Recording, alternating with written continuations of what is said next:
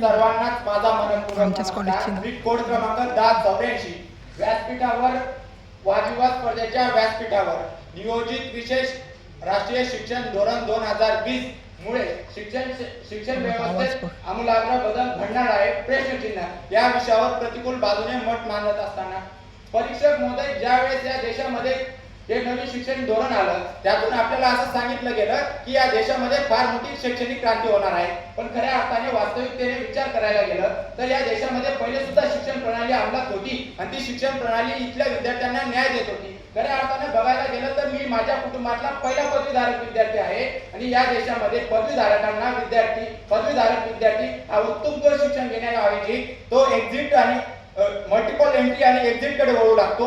अशा वेळेस खऱ्या अर्थाने त्यांनी शिक्षण घ्यावं की रोजगार बघावा हा सुद्धा आम्हाला प्रश्न मिळू शकतो। 4 वर्षाच्या पदवीच्या शिक्षणात फक्त जर एका वर्षात सुद्धा पूर्ण करता येत असेल त्याचा फायदा जर त्याला 1 वर्षात मिळत असेल तर तो 3 वर्ष त्याची का वाया घालेल असा संभ्रम या देशामध्ये निर्माण होऊ लागतो।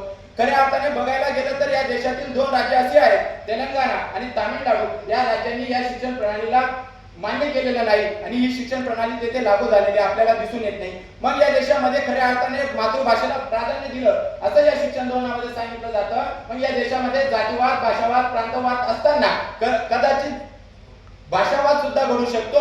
मग अशा भाषावादांना घडून हा देश उठवण्याचा प्रयत्न कधी या शिक्षण धोरणाने केला तर जे शिक्षण आम्हाला समता, स्वातंत्र्यता, बंधुता शिकवते ते शिक्षण हा देश फोडण्याचं सुद्धा काम करू शकते असं मला प्रामाणिकपणाने वाटतं। कारण या शिक्षण धोरणामध्ये आम्हाला फार सारे क्रांतीचे बदल सांगितले गेले, परंतु ज्या देशामध्ये 60 मार्काचा पेपर हा पदवीच्या शिक्षणासाठी होत होता तो फक्त 30 मार्कावर आणून ठेवला। म्हणजे ज्या देशामध्ये मोबाईल आणि टेक्नॉलॉजीमुळे वाचन संस्कृती लोप पावत चालली आहे तिला अजून बऱ्यापैकी लोक पावण्याला बळ देण्याचं काम तर या शिक्षण धोरणाने केलं नाही असं मला वाटतं। मित्रांनो, एवढंच नव्हे तर मी वादविवाद स्पर्धेच्या विरुद्ध बाजूने बोलत असताना मला इतना हंगामा खड़ा करना मेरा मकसद नहीं, मेरी कोशिश है कि इस देश में परिवर्तन आना चाहिए। आप चाहे तेरे सीने में जलो या मेरे सीने में जले, लेकिन आग जलनी चाहिए, एक तस्वीर बदलनी चाहिए, ये सूरत बदलनी चाहिए। कारण या देशाने खऱ्या अर्थाने शिक्षण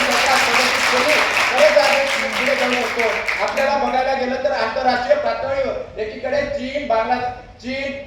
चीन, जापान, अमेरिका, स्वित्झर्लंड या देशांमध्ये आम्ही औद्योगिक क्रांतीत अव्वल म्हणून आमचे तिथले विद्यार्थी संघर्ष करतात, तर आमच्या येथील विद्यार्थी आम्ही आरक्षण मागू, आम्ही हक्काचं आहे आणि ते मागू घेऊ अशी भाषा करू लागतात। मग नवीन शैक्षणिक धोरणाने त्यांना आरक्षण नष्ट करून खऱ्या अर्थाने न्याय देण्याची गरज होती, ते आपण केलं नाही। म्हणून खऱ्या अर्थाने पुणे विद्यापीठाचे शिक्षण तज्ञ ए देशमुख सर म्हणतात की शिक्षण धोरण 12वी नंतर जेईई, नीट, सीईटी अशा परीक्षा होत होत्या, पण त्यासाठी मार्कांचा क्रायटेरिया होता तो तसाच राहणार आहे का बदलणार आहे हे सुद्धा आपल्याला आता सांगितलं गेलं नाही। मग यामुळे शिक्षण येथील काही प्राध्यापक संघटनांनी व शिक्षण क्षेत्रातील मोठ्या मान्यवरांनी याला विरोध केला पाहिजे होता, परंतु केला नाही। मग खऱ्या अर्थाने या शिक्षण क्षेत्राच्या माध्यमातून किंवा या शिक्षण धोरणाच्या माध्यमातून कुत्र्याच्या अंगावर वाघाचं कातडं चढवण्याचा जर प्रयत्न केला जात नाही ना हे सुद्धा मला म्हणावं वाटतं।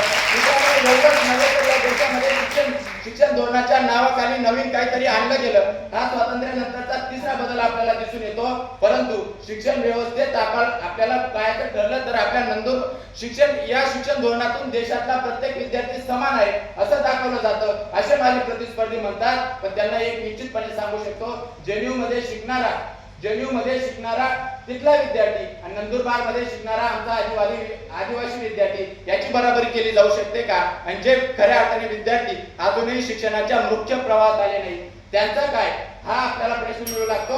कारण की आजही रेल्वे स्टेशनवर भीक मागणाऱ्या लोकांना शिक्षणाचं काय महत्त्व कळणार, बस स्टँडवर भीक मागणाऱ्यांचे मुलं कुठे शाळा शिकतील याचा कुठेच विचार या शिक्षण धोरणात दिसत नाही। म्हणजे या शिक्षण धोरण कोणीतरी माझ्या प्रतिस्पर्धीने म्हटलं होतं की हे शिक्षण धोरण हे आमूलाग्र क्रांती घडवणार आहे, यामुळे बदल घडतील। निश्चित मान्य करतो की या शिक्षण धोरणामुळे बदल घडतील, पण ते सकारात्मकतेचे असतील का नकारात्मकतेचे घडतील हे सांगण्याचाच तो माझा प्रतिस्पर्धी विद्यार्थी राहून गेला।